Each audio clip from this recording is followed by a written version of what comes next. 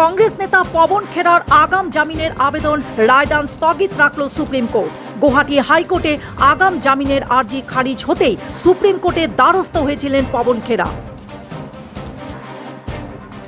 ফাস্ট্র্যাক আদালতে মুখ থুবড়ে পড়ল শামকানু মহন্তের জামিনের আবেদন। জুবিন গার্গের হত্যার অভিযুক্ত শামকানু মহন্তের জামিনের আবেদন নাকচ করল ফাস্ট্র্যাক আদালত।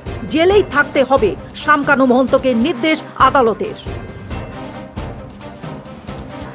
বাংলায় ভোট শেষ হতেই একাধিক এক্সিট পুলের পরিবর্তনের ইঙ্গিত দিয়েছে একাধিক সংস্থা। এক্সিট পুলের ইঙ্গিত উড়িয়ে 9 মিনিটের ভিডিও বার্তা দিলেন মুখ্যমন্ত্রী মমতা বন্দ্যোপাধ্যায়। 26-এ 226টি আসন পাবে তৃণমূল, মন্তব্য মমতার।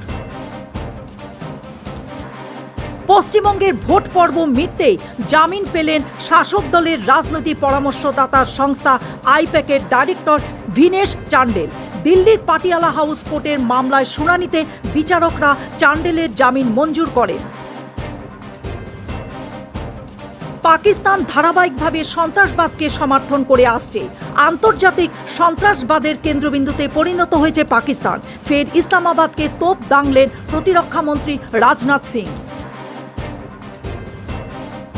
ডাবল ইঞ্জিন সরকারের নারীর নিরাপত্তা নিয়ে তীব্র সমালোচনা করলেন উড়িষ্যার প্রাক্তন মুখ্যমন্ত্রী নবীন পটনায়ক। নারীর নিরাপত্তার পরিস্থিতির অবনতির কারণে বিদেশি পর্যটকদের আগমন কমে গেছে বলে অভিযোগ প্রাক্তন মুখ্যমন্ত্রী।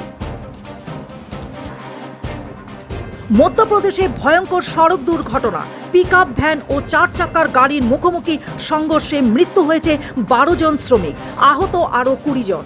ঘটনায় শোক প্রকাশ প্রধানমন্ত্রী নরেন্দ্র মোদীর। ইরান যুদ্ধের জট এখনো কাটেনি। এই পরিস্থিতিতে মার্কিন প্রেসিডেন্ট ডোনাল্ড ট্রাম্পের সঙ্গে 90 মিনিটেরও বেশি সময় ফোনে কথা বললেন রুশ প্রেসিডেন্ট পুতিন।